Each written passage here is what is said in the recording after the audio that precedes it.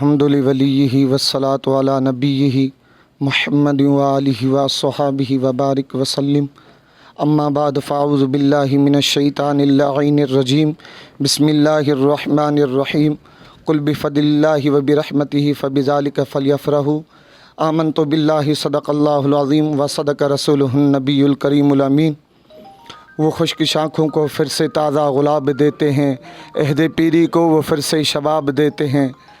پڑھ لے درود غفلت نہ کر خدا کی قسم، تیرے سلام کا وہ اب بھی جواب دیتے ہیں۔ بآواز بلند محبت کے ساتھ کریم آقا علیہ الصلوۃ والسلام کی بارگاہ رسالت میں آپ صلی اللہ علیہ وسلم میں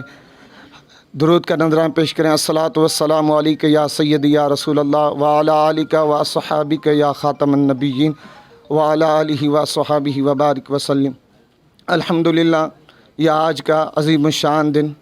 ہمارے لیے کبریٰ ہے۔ الحمدللہ، یہ دارالعلوم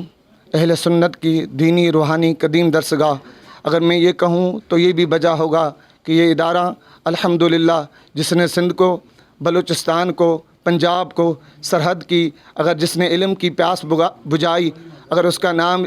اس کو دارالعلوم مجددہ نعمیہ کہا جائے تو یہ وجہ ہوگا، حق جانب ہوگا۔ تو الحمدللہ ہمارے استاد محترم سیدی و سندی و استادی و مرشدی حضور قبلہ جان اہل سنت مفتی اعظم سندھ مفتی محمد جان نعیمی مجددی دامت برکاتہم القدسیہ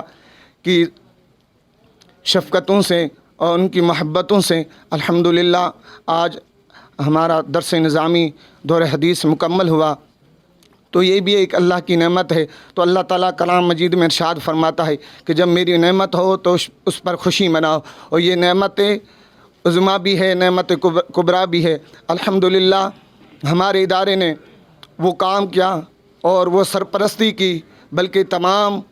اور ہمارے استاد محترم الحمدللہ بے مثل و مثال ہیں، ہمارے استاد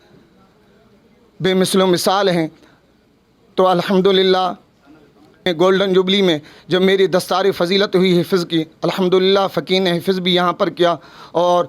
تجوید بھی یہاں پر کیا، الحمدللہ درس نظامی بھی یہیں پہ کی۔ انشاءاللہ العزیز کہ ہمارے خاندان کے اور انشاءاللہ یہ سلسلہ تا قیامت تک جاری رہے گا، اور میں اور انشاءاللہ میرا پورا خاندان اس ادارے کے ادنا خادم ہیں، اور اللہ تعالی ہمیشہ ہمیں اس خدمت میں رکھے، ہماری نسلوں کو بھی اس خدمت میں رکھے۔ تو الحمدللہ جب میرے والد ماجد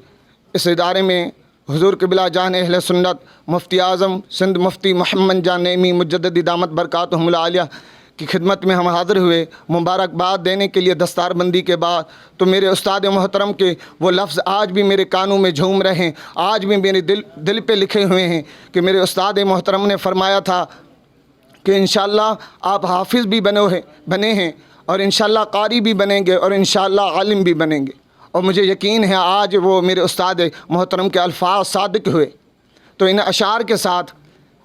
میں اپنی گفتگو کو اینڈ کر رہا ہوں کہ اسلام کی صداقت خطبوں میں ہے ہمارے، اسلام کی صداقت خطبوں میں ہے ہمارے، آسان نہیں مٹانا زور بیاں ہمارا، محبوب دو جہاں سے رشتہ ہے اصلی ایماں، اسی نام سے ہے اب روشن جہاں ہمارا، ان دھندلگوں سے کہہ دو کہ اور جا بسو اب شعر ہو چکا ہے